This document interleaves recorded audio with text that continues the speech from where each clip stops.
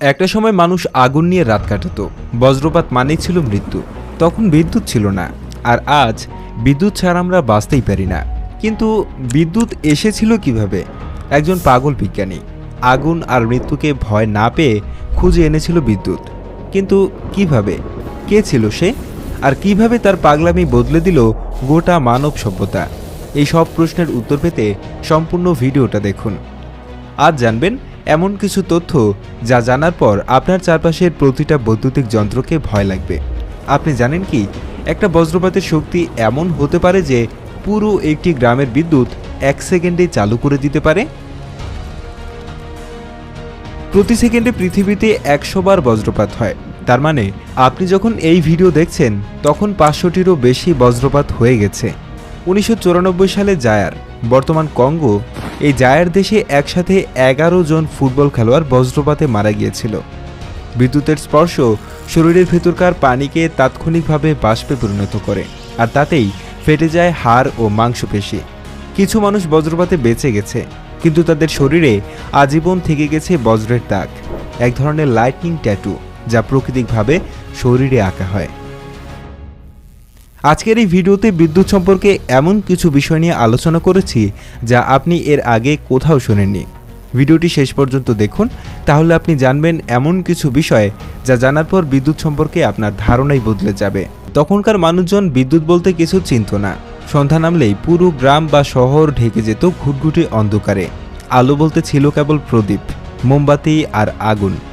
কিন্তু তখনও প্রকৃতি তার ইশারা দিয়েই চলেছিল।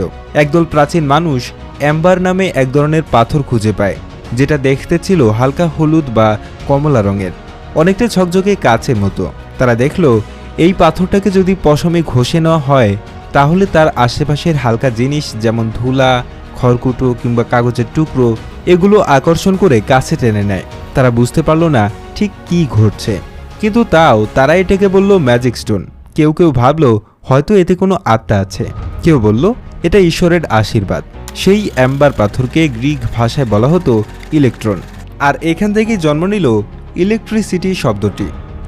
কিন্তু এই রহস্য তখনও অন্ধকারেই ছিল। এরপর কেটে যায় শত শত বছর। সময়টা তখন 1752 সাল। আমেরিকার একজন পাগলাটে বিজ্ঞানী নামলেন এই রহস্য ভেদ করতে। তার নাম বেঞ্জামিন ফ্রাঙ্কলিন। এই মানুষটা খুব সহজভাবে ভাবলেন বজ্রপাত আর বৈদ্যুতিক ঝাঁকুনির মধ্যে কি কোনো সম্পর্ক আছে, এবং এরপর যা তিনি করলেন সেটা আজও বিজ্ঞানীদের চোখে একটা রিস্কি এক্সপেরিমেন্ট, কেউ কেউ বলেন আত্মহত্যার চেষ্টা। তীব্র এক ঝড়ের দিন, যখন আকাশ গর্জে উঠছে, বিদ্যুৎ চমকাচ্ছে, ঠিক তখনই তিনি উড়ালেন এক ঘুড়ি। ঘুড়িটার মাথায় ছিল একটা লোহার চাবি, আর নিচে একটা সিল্কের সুতো। ফ্রাঙ্কলিন নিজে সেই সুতো ধরেছিলেন। কিছুক্ষণের মধ্যেই বজ্রপাত হলো, আর তিনি দেখতে পেলেন চাবির ধারে ধারে ঝিকঝিক করে জ্বলে উঠছে বিদ্যুৎ। তিনি সাহস করে চাবিটার কাছে হাত বাড়ালেন, আর সঙ্গে সঙ্গে একটা ছোট শক। তিনি বেঁচে গিয়েছিলেন, সঙ্গে নিয়েছিলেন ইতিহাসের প্রথম প্রমাণ, বজ্রপাত মানেই বিদ্যুৎ। কিন্তু সমস্যা একটাই, বজ্রপাত আমরা নিয়ন্ত্রণ করতে পারি না। ওটা ভয়ঙ্কর, হঠাৎ আসে আবার হঠাৎ চলে যায়। তাই বিজ্ঞানীরা ভাবলেন আমরা নিজেরাই কি বিদ্যুৎ তৈরি করতে পারি না? এই প্রশ্নের উত্তর খুঁজতে লাগলো বিজ্ঞানীরা। আর সেই খোঁজে একদিন সামনে এলেন একজন অসাধারণ মানুষ, আলেসান্দ্রো ভোল্টা। তিনি ছিলেন একজন ইতালিয়ান বিজ্ঞানী। 1780 সালে একজন ডাক্তার লুইজি গ্যালভানি দেখলেন একটা মৃত ব্যাঙের পায়ে ধাতব ছোঁয়া লাগাতেই সেটা কাঁপে। তার মনে হলো ব্যাঙের শরীরে বুঝি বিদ্যুৎ আছে। কিন্তু ভোল্টা এটা বিশ্বাস করলেন না। তিনি বললেন, না, এটা ব্যাঙের শরীর না, এটা ধাতুর ভেতর বিদ্যুৎ তৈরি হচ্ছে। তখনই তিনি শুরু করলেন পরীক্ষা।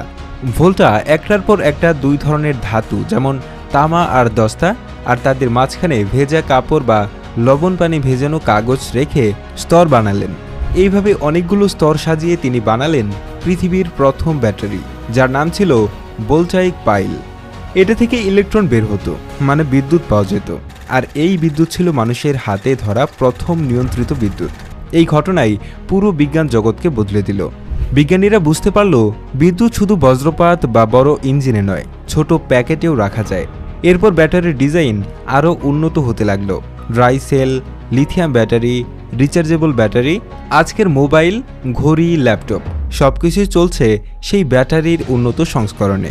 কিন্তু আলো কোথায়? তখনও রাতের অন্ধকারে মানুষ তেলের বাতি বা মোমবাতি জ্বালিয়ে চলত। এমন সময় একটা প্রশ্ন উঠল, বিদ্যুৎ দিয়ে কি আলো জ্বালানো যাবে? এই প্রশ্নের উত্তর খুঁজতেই এক যুবক উঠে এলেন। তার নাম টমাস আলভা এডিসন।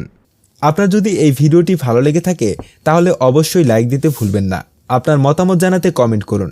আর এমন আরও কন্টেন্ট পেতে আমাদের চ্যানেলটি সাবস্ক্রাইব করুন এবং পাশের বেল আইকনটি চাপুন যেন নতুন ভিডিও মিস না হয়। আপনার বন্ধুদের সাথে শেয়ার করতে ভুলবেন না।